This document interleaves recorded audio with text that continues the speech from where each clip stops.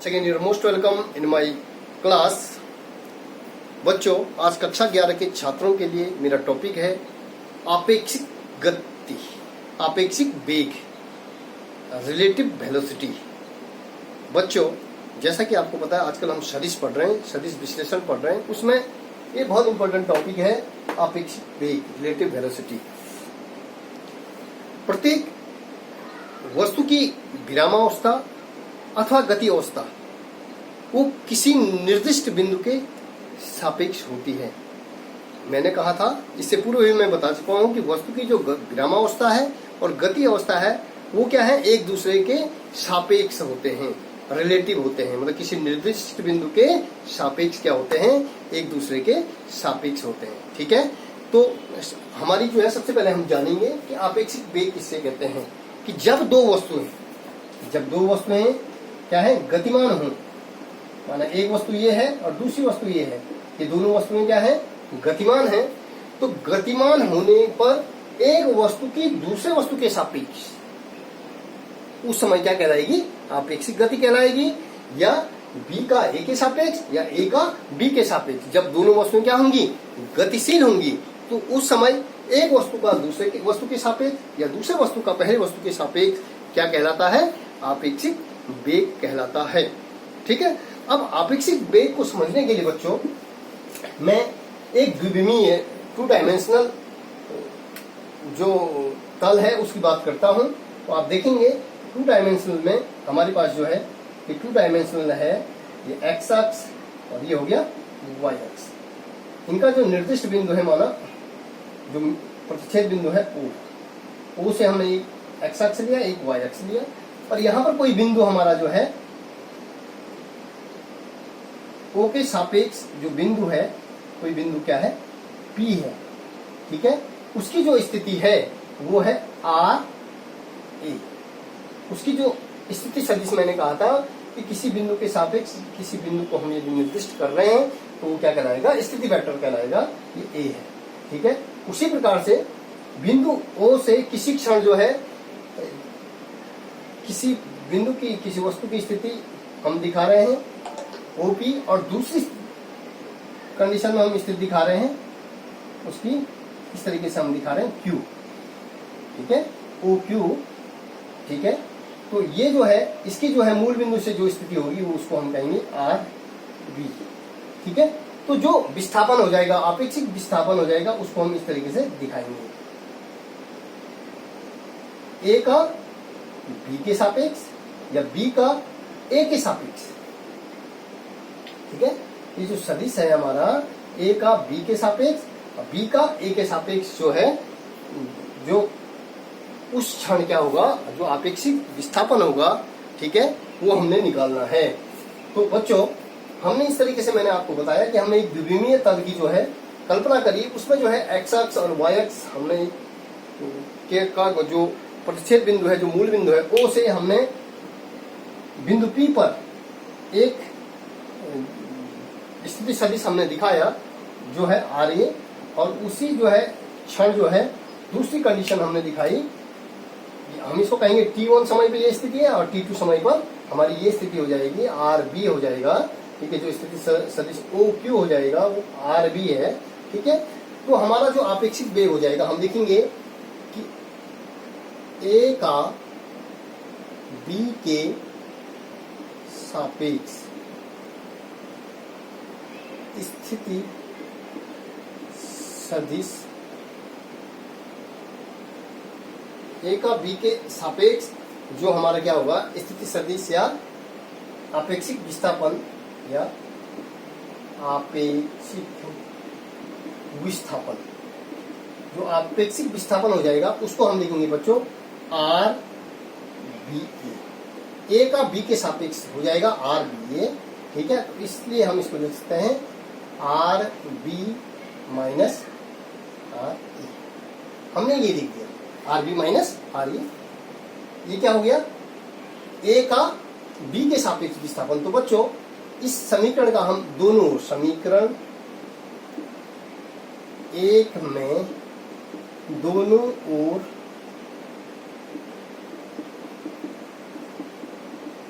अवकलन करने पर हमने अवकलन किया, तो हम किसके सापेक्ष? समय के सापेक्ष अवकलन कर रहे हैं। टी के सापेक्ष समीकरण 1 में दोनों ओर अवकलन किसके? समय दर। पर t1 समय में इस बिंदु O से बिंदु P की जो स्थिति है वो RA है और बिंदु O से बिंदु Q की स्थिति RB है। तो समय के सापेक्ष हम क्या कर रहे हैं? तो ये हो जाएगा d RBA बटे dt is equal to d RB बटे dt minus D R A बटे टी टी। ठीक है, अब हम देखेंगे ये जो है ये डी आर ए बी बटे डी टी क्या हो जाएगा? V A B. क्या हो जाएगा? सॉरी, वी बी ए मतलब वी बी ए। जो बेग हो जाएगा ए का बी के सापेक्ष जो बेग हो जाएगा, ए का बी के सापेक्ष बेग हो जाएगा वी ए। उसी प्रकार से हमारा हो जाएगा dB बटे dt बराबर हो जाएगा इसका ए वस्तु का बेग VA इसका बेग, और उसी प्रकार से dr A बटे dt बराबर हो जाएगा, ये हो जाएगा VA। ठीक है, तो बच्चों ये इसको हम लिख सकते हैं, ये हो जाएगा VBA is equal to VB minus VA। ठीक है, तो ये हो जाएगा हमारा VBA माइनस VB। उसी प्रकार से बच्चों हम जो है अब निकालेंगे, उसी तरीके से हम बच्चों निकालेंगे B का A के सापेक्ष। अभी हमने बोला था A का B के सापेक्ष, वस्तु B का A के सापेक्ष, B का A के सापेक्ष, B का A के सापेक्ष आपेक्षिक विस्थापन, B का A के सापेक्ष जो आपेक्षिक विस्थापन हो जाएगा वो हो जाएगा बच्चों R A B is equal to R A minus R B। ठीक है, तो बच्चों यदि हम दोनों ओर अवकलन करेंगे उसी तरीके से दोनों ओर अवकलन करने पर, दोनों ओर हमने अवकलन किया तो डी आर ए बी बटे D T is equal to D R A बटे D T minus D R B बटे डी टी। आप समझ रहे हैं कि मैंने कहा बी का ए के सापेक्ष, अभी हमने पहले इससे पूर्व में बताया था ए वस्तु मतलब जब दोनों वस्तुएं गतिशील तो ए के सापेक्ष बी की स्थिति, मतलब जो बी की स्थिति मतलब अपेक्षित विस्थापन, या बी का ए के सापेक्ष जो अपेक्षित विस्थापन हो जाएगा उसको बी का ए के सापेक्ष अपेक्षित विस्थापन हमने किया। अब दोनों ओर क्या करना? अवकलन करने पर किसके सापेक्ष? टी के। तो बच्चों ये हो जाएगा हमारा, क्योंकि उसी तरीके से हम ये हमारा हो जाएगा डी आर ए बी बराबर बटे डी टी बराबर क्या हो जाएगा? V A B. जो बेग हो जाएगा वो ए बी हो जाएगा और डी आर ए बटे डी टी बराबर V A D R B बटे डी टी बराबर वी बी। ठीक है, तो उस तरीके से हम लिख सकते हैं वी ए बी बराबर वी ए माइनस वी।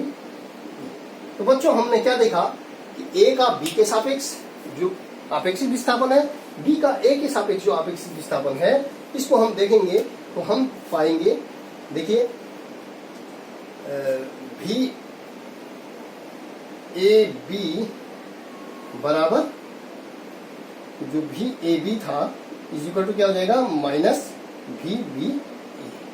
ठीक है, तो ये जो है इनकी दिशा क्या होती है? एक दूसरे की क्या होती है? विपरीत होती है। एक वस्तु का ए का बी के सापेक्ष और बी का ए के सापेक्ष जो अपेक्षित विस्थापन होगा वो क्या होगा? बराबर होगा, लेकिन उनकी दिशा क्या होगी? एक दूसरे के विपरीत होगी। तो बच्चों ये है हमारा अपेक्षित विस्थापन। ठीक है, अब इस लेसन से संबंधित कुछ इंपॉर्टेंट जो न्यूमेरिकल जो कल के वीडियो में मैंने आपको बताए थे वो न्यूमेरिकल्स मैं आपको बताता हूं। तो आप देखेंगे जो पहला न्यूमेरिकल है वो, बच्चों जो न्यूमेरिकल्स मैं आपको बता रहा हूं जो इंपॉर्टेंट न्यूमेरिकल्स हैं, पहला है 50 मीटर परिमाण का एक सदिश ए एक्स वाई तल पर है।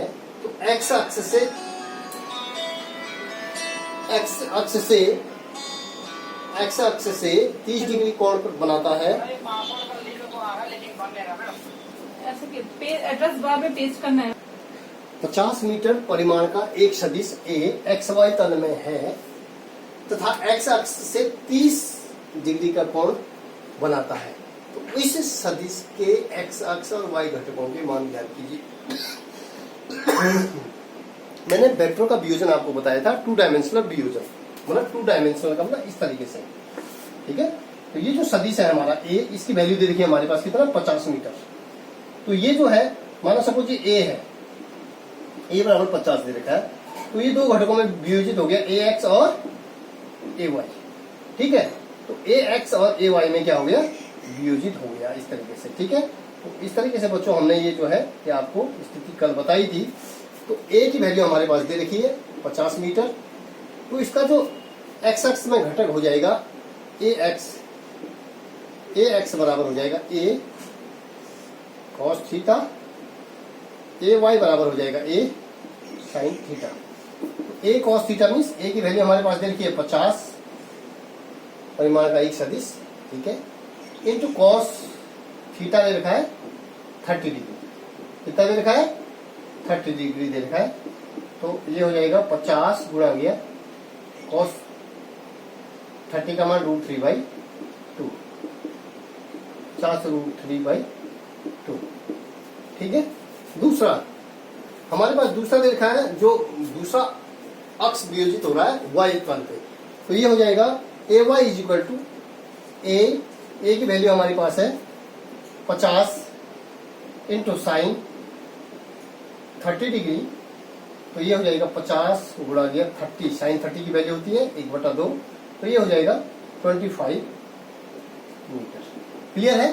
तो पहला आंसर तो हमारा मिल गया, पहला क्वेश्चन का जो आंसर एक्स तथा वाई घटकों के मान निकाल दिए। तो एक्स घटक हमारा ए एक्स है और वाई घटक हमारा वाई है। दूसरा है किसी सदिश एफ के क्षैतिज घटक तथा ऊर्ध्वाधर घटक के परिमाण क्रमशः दे रखे हैं 50 न्यूटन तथा 50 √3 न्यूटन है।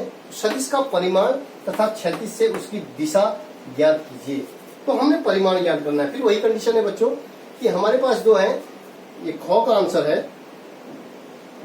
खो का आंसर हमारे पास है 50 न्यूटन और 50 √3 न्यूटन के सदिश का परिमाण, ठीक है। ये हो जाएगा आपका जो सदिश का जो परिमाण है तथा क्षैतिज से उसकी दिशा ज्ञात कीजिए। तो हमने जो है किसी सदिश के एफ घटक है, क्षैतिज घटक और ऊर्ध्वाधर घटक के परिमाण। क्षैतिज घटक है हमारा, एफ का जो क्षैतिज घटक होगा वो एफ एक्स बराबर एफ कॉस थीटा और F Y is equal to है एफ साइन थीटा। तो ये हो जाएगा बच्चों एफ का जो क्षैतिज घटक हो जाएगा वो एफ कॉस थीटा, और एफ की वैल्यू हमने दे रखी है 50 हमें दे रखी है, कॉस 30 का मान है, कॉस जो कॉस कितनी ये हमें निकाल रखा बेटा, किसी क्षैतिज परिणाम क्रमशः 50 न्यूटन, तो सदिश का परिमाण ज्ञात कीजिए। हमने क्या ज्ञात करना है बच्चों, परिमाण ज्ञात करना है। तो परिमाण के लिए हमारे पास सूत्र है एफ, जो या हम इसको लिखेंगे एफ इज इक्वल टू हो जाता है √ एफ एक्स का whole square plus F Y का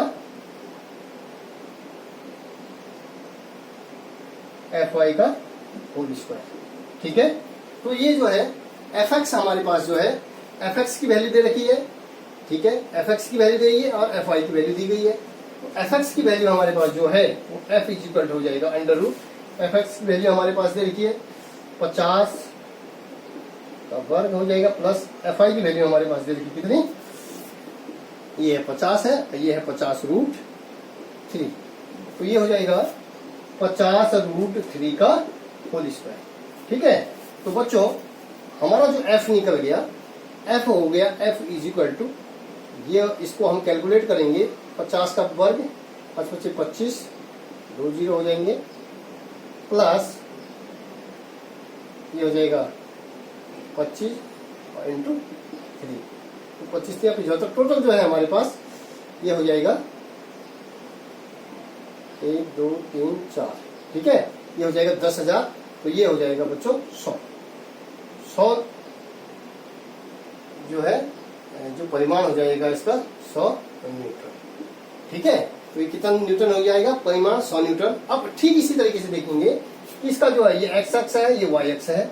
ठीक है, तो ये जो इसकी दिशा हो जाएगी ये tan थीटा बराबर tan अल्फा, यदि हम अल्फा में बोले इसको जो भी है, यदि tan थीटा ही ले लेते हैं तो tan थीटा बराबर हो जाएगा आधार बटे कर्ण, सॉरी tan थीटा बराबर लंब बटे कर्ण। तो लंब हमारा क्या हो जाएगा, ए वाई।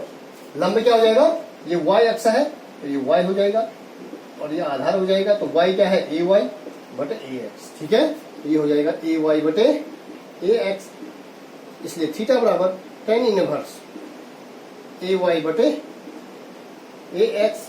ठीक है, अब ए वाई की वैल्यू हमारे पास देखेंगे आप, tan इनवर्स ए वाई की वैल्यू है हमारे पास, ए वाई की वैल्यू हमारे पास है 50√3 बटे 50। ए एक्स की वैल्यू है 50, तो 50 से 50 कैंसिल, तो √3 किसकी वैल्यू होती है, tan की वैल्यू होती है।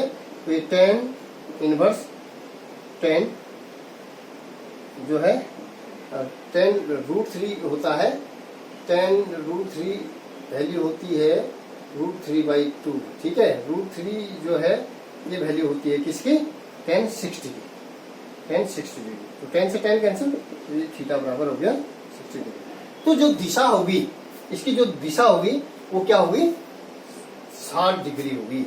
इसकी जो दिशा कितने डिग्री हुई, 60 डिग्री हमने निकाल दी। दूसरा क्वेश्चन भी हमारा निकल चुका है। तीसरा क्वेश्चन बच्चों, तीसरा क्वेश्चन हमारे पास दिया गया है कि क्षैतिज से 30 डिग्री के कोण पर कार्यरत एक बल ऊर्ध्वाधर घटक 200 न्यूटन है, तो आरोपित बल का मान ज्ञात कीजिए। क्षैतिज से 30 डिग्री के कोण पर, क्षैतिज से 30 डिग्री कोण पर जो ऊर्ध्वाधर घटक है वो दिया है, ए वाई की वैल्यू दे रही है 200 न्यूटन। ठीक है, तो हमें निकालना है, देखिए ऊर्ध्वाधर घटक होता है ए वाई बराबर हो जाएगा आपका ए साइन थीटा। तो यहां पे आप देखेंगे ए वाई बराबर हो जाएगा, ए की वैल्यू क्या है हमारे पास, ए की वैल्यू है हमारे पास दे रखा है हमारे पास, ए वाई की वैल्यू दे रखी है 200 बटे sine theta is equal to A. ठीक है, तो हमें क्या निकालना है, 36 से 30 डिग्री के कोण पर कार्यरत एक बल का ऊर्ध्वाधर घटक हमें दे रखा है, ऊर्ध्वाधर ए वाई बराबर दे रखा है, ए वाई बराबर होता है ए साइन थीटा, ए वाई बराबर हमें दे रखा है कितना, 200 न्यूटन। तो 200 न्यूटन हमने रख दिया।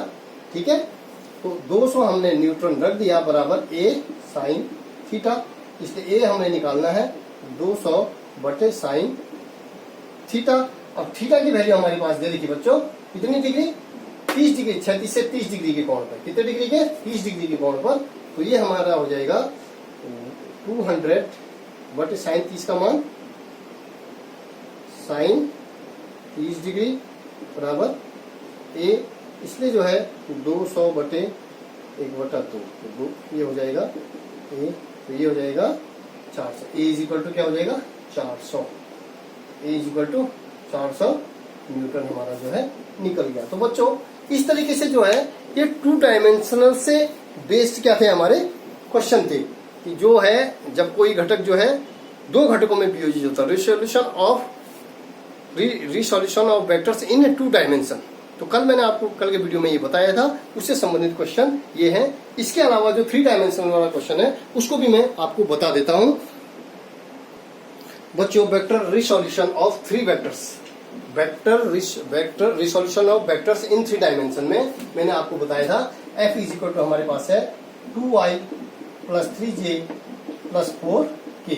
इसकी हमने f बराबर fx i plus fy j plus fk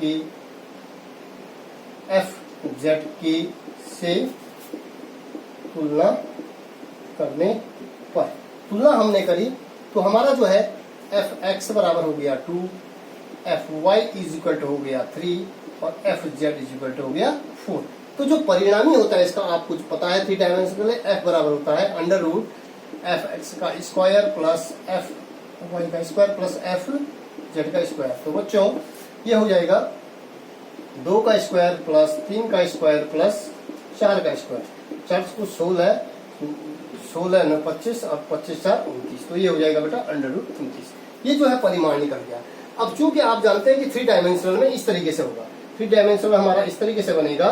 तो इसमें जो है ये कोण जो बना रहे हैं, ये एक्स अक्ष, वाई अक्ष और जेड अक्ष, ये कौन सा अल्फा, बीटा और गामा कोण बना रहे हैं। तो ये जो हमारा हो जाएगा एफ एक्स के लिए जो कोण हो जाएगा वो हो जाएगा एफ कॉस अल्फा। इसलिए कॉस अल्फा बराबर हो जाएगा एफ एक्स की वैल्यू हमारे पास है 2 बटे एफ की वैल्यू कितनी है, एफ की वैल्यू हम निकाल चुके हैं √29। ये हो गया। उसी प्रकार से एफ वाई हमारे पास है एफ कॉस बीटा, इसलिए हम कॉस बीटा निकालेंगे। तो कॉस बीटा हमारे पास हो जाएगा बच्चों,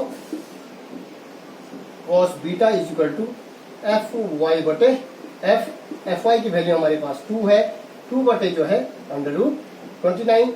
उसी प्रकार से जेड अक्ष के लिए जो कोण बनता है वो बनता है F Z is equal to F cos gamma, इसलिए cos gamma is equal to हो जाएगा एफ जेड बटे एफ जेड की वैल्यू हमारे पास क्या है 3,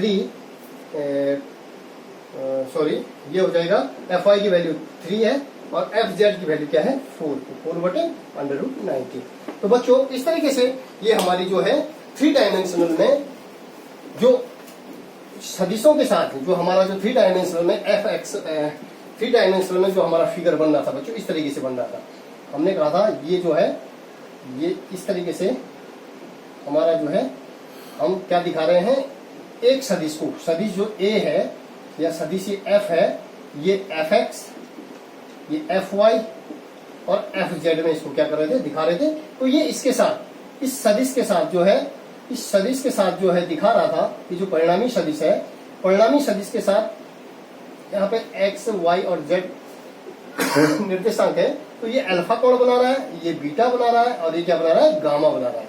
ठीक है। तो इसलिए जो है हमने कहा था एफ एक्स बराबर एफ कॉस अल्फा, या ये इस तरीके से देखें तो ये हमारा जो है एफ वाई है और ये क्या हो जाएगा ये क्या हो जाएगा, ये एफ आई है।